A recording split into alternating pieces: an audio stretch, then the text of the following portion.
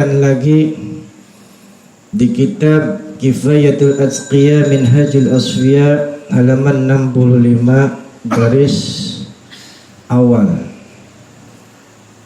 Bismillahirrahmanirrahim. Wal yahrimanna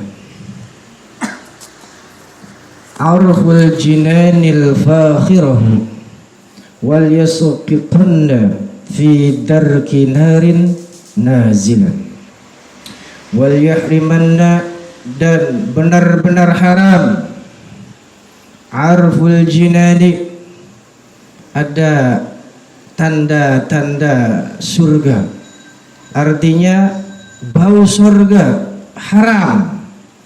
Al-fakhirahu, terhadap orang-orang yang bangga pada orang-orang yang sombong dengan ilmunya.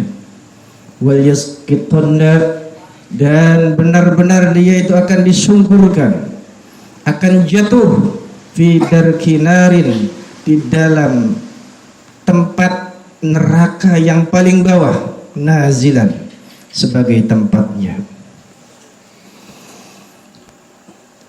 Hadirin jamaah Janudul Zakirin yang insyaallah akan dimuliakan oleh Allah Subhanahu wa taala. Sambil melanjutkan, disisipkan pula pelajaran tentang kemakrifatan kita. Ma'rifatullah, mengenal Allah Subhanahu wa taala. Di dalam ilmu ma'rifat ada arkanul a'zam, ada unsur yang paling utama. Salah satunya tidak asing di dalam diri kita ketika mendengar istilah tersebut. Apa? Ikhlas. Pernah ya di sini bahas total tentang ikhlas, dan itu adalah hal yang penting di dalam kita bermakrifat kepada Allah Subhanahu wa taala. Karena ketika kita ikhlas, baik niatnya, kemudian amalnya, akidahnya beres. Kenapa? Yang namanya ikhlas itu ya, ketika dia niatnya lurus karena Allah. Ketika beramal dia persembahkan untuk Allah. Ketika dia berakidah, ketika dia ikhlas murni, benar-benar tidak menyekutukan Allah Subhanahu wa taala. Sehingga apa? Beres niatnya, amalnya, akidahnya. Tapi ketika dia seorang dia itu beramal tidak ikhlas, rusak semuanya. Niatnya nanti akan jadi ria ataupun ujub dan lain sebagainya, yang akan menggugurkan daripada amalan-amalan walaupun gedenya segunung, walaupun banyak air lautan. Dengan tidak ikhlas jadi ria, ujub, gugur semuanya. Amal pun sama.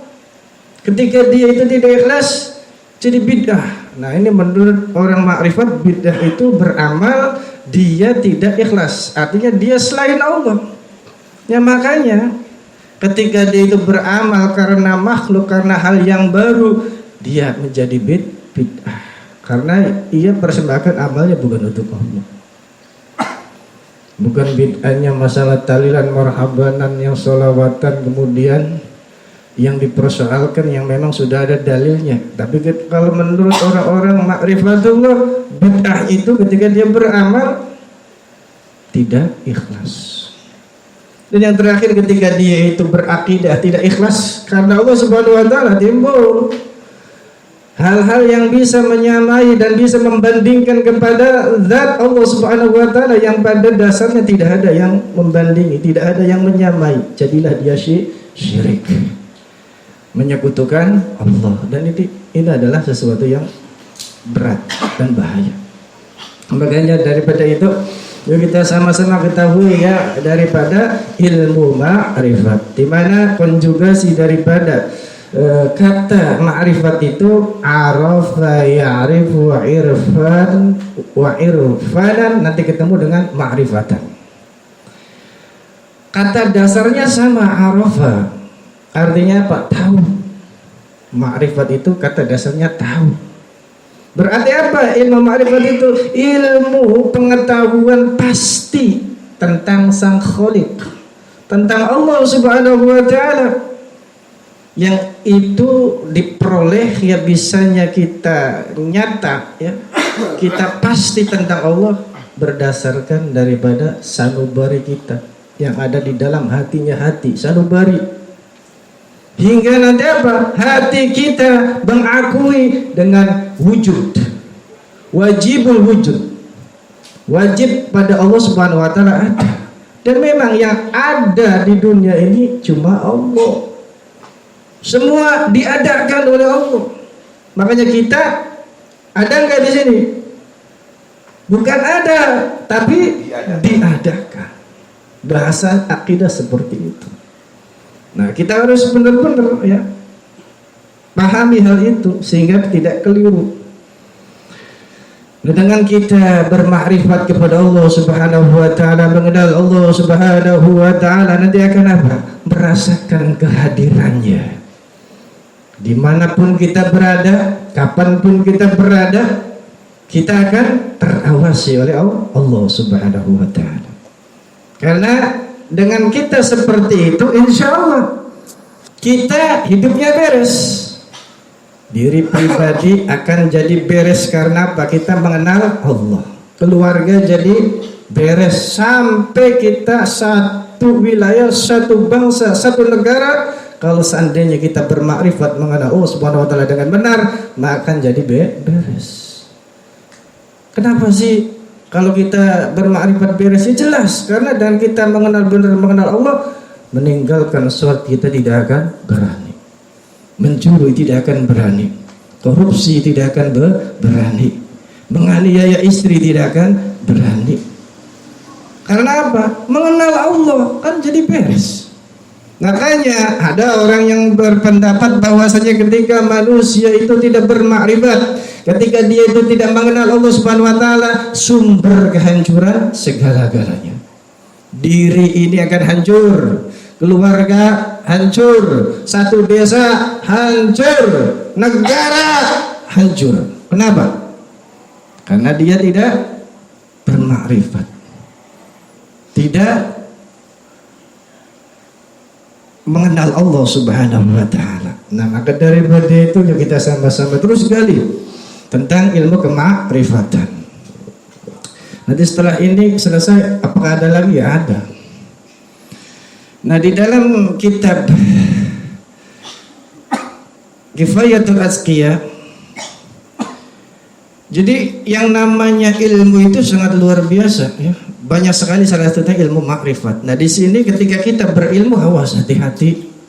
Kata kitab Kifayatul Azkiyah. Karena di sana ada bahasa wal yahrimat. Artinya apa? Haram. Artinya apa? Bener-bener kita itu haram mencium bau surganya yang Allah Subhanahu wa taala sediakan untuk orang-orang yang dirahmati oleh Allah Subhanahu wa taala. Pada siapa itu? Rupanya orang-orang yang menyombongkan diri, orang-orang yang membanggakan diri atas apa? Pengetahuannya, atas apa? Kecerdasannya, atas apa? Kemampuannya. Nah, itu haram bau surga untuk orang-orang yang model seperti itu. Bahkan dia walaskutan akan tersungkur jatuh fi darkinarin, di tempat yang paling dasar ya, neraka yang paling dasar sebagai tempatnya. Makanya kalimat azab itu kenapa sih bisa Allah tujukan kepada orang-orang yang berilmu? Karena di dalam ia berilmunya dasarnya salah, tidak karena Allah, tidak ikhlas tadi karena Allah Subhanahu wa taala. Sehingga apa? Ketika dia itu tidak ikhlas karena Allah, yang diutamakan, yang diuber-uber dunia. Ketika dia jadi orang terkenal, mubalik terkenal, dia apa? Mentarif ya. Dia tidak lihat amplop tapi isinya yang dilihat. Kan repot ya. Amplop tidak dilihat tapi apa? Isinya kalau seandainya tipis ada ya, begitu. Jadi ketika di situ ada model orang berilmu seperti itu, maka haram surga baginya. Pahala jariah pun dia akan haram. Kan pernah kita mendengar ya, di situ ada 3 amalan yang tidak akan putus pahalanya. Salah satunya adalah ilmu yang bermanfaat. Nah, ketika dia orang alim ya, dia itu ya tidak karena Allah, dia tidak ikhlas karena Allah Subhanahu wa taala, maka haram pahala jariahnya. Makanya ini berat juga ya, orang yang alim. Kemudian juga apa, sia-sia ilmunya ketika dia orang alim. Untuk apa? Menolong orang maksiat, menolong orang yang berdosa dengan ilmunya. Dia diam cicing wae terhadap apa? Maksiat yang ada di depan mata, dosa-dosa yang ada di matanya itu ya. Artinya dia lihat dosa, dia lihat maksiat, diam saja. Cirinya biasanya apa? Orang alim seperti itu. Orang alim yang model seperti itu dia suka ya, menikmati syahwat-syahwat dunia, menikmati keindahan-keindahan dunia yang ada. Biasanya tingkah lakunya, maaf, dengan sholat dia bisa jadi entar ngatur, diatur Allah Subhanahu wa taala. Sholat sunnah tinggalkan, sunnah muakkad, sunnah rawatib ditinggalkan. Alasannya apa? Gampang saja, capek. Makanya la tasmi'u bintihawani biha. Artinya kita jangan menyepelekan hal-hal yang tadi disebutkan. Karena apa? Ketika kita menyepelekan ya tadi, sholat jamaah ditinggalkan, sunnahnya ditinggalkan, ya alasan capek. Nah itu akan menjadi ciri-ciri jangan-jangan ketika kita itu dikarunia ilmu, ilmunya bukan karena Allah. Nah makanya di sini akan kita ketahui ada alamat atau ciri-ciri alim ulama akhirat dan alim ulama dunia. Apa itu cirinya? Yang pertama ya jelas, kalau daripada orang alim akhirat mah itu tidak mencari dunia, amplop tadi, tidak memperkaya diri ya, dengan ilmu yang ia miliki. Kemudian apalagi? Dia itu pasti di dalam hidupnya tidak bertolak belakang dengan ucapan dan kelakuannya. Bahkan dia jadi suri teladan. Sedangkan kalau kita perhatikan kadang-kadang kita ya, orang tua itu gimana dalam penerapannya? Dia nyuruh anak suruh apa? Sholat. Nah, bapak ibunya diam baik. Nah, dia nyuruh apa? Anaknya ngaji, tapi dianya menang baik. Nah itu persoalan ya. Jadi harus apa? Ayo ketika kita itu ucapan, kelakuan selaraskan. Bahkan kalau bisa seperti Nabi, jadi teladan. Nabi ketika merintah, dia orang yang pertama kali melaksanakan. Dia itu melarang. Pasti Rasulullah SAW orang yang istilah kalau pertama kali akan memberikan suatu denda atau hukuman kepada orang-orang yang melakukan larangan tersebut. Bismillahirrahmanirrahim. Kemudian alamat yang lainnya apa? Ciri daripada alim akhirat itu dia akan berhati-hati atas hasil ilmu manfaatnya ya. Kemudian dia apa? Senang kepada ketaatan. Dia itu apa? Biasa saja kalau ada dunia yang ada di sekelilingnya, tidak kepingcut, tidak demen dengan dunia. Kemudian apa? Menjaga ilmunya. Ya tidak apa? Tidak banyak bicara ini itu segala macam, apalagi dia debat. Tidak. Kalau ulama akhirat itu yang namanya debat tidak suka. Tapi kalau dia suka debat berarti itu ciri. Kemudian yang keempat, orang-orang ahli alim ya, ciri alim akhirat itu dia akan menjauhi daripada apa? Hidup mewah, baik daripada cara pakaiannya, makanannya, tempatnya. Pokoknya dia hidupnya menerapkan sifat qanaah. Nah, itu adalah orang yang ciri orang alim yang tipe akhirat. Dan yang terakhir untuk malam hari ini yang kelima, ciri daripada orang alim ya yang tipe akhirat itu adalah dia itu tidak bergaul dengan apa? Para pemimpin, para penguasa, para pemerintah, kecuali dia itu ya bersosial atau bercampur dengan mereka untuk memberikan fatwa, untuk memberikan jawaban daripada suatu persoalan-persoalan yang ada. Selebihnya tidak.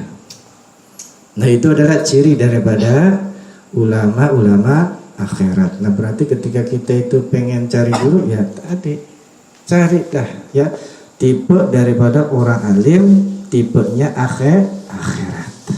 Supaya apa? Ilmunya berkah ya. Mungkin itu saja dulu yang bisa disampaikan. Insyaallah kita akan lanjutkan untuk episode yang akan datang. Ya, kita siap-siap.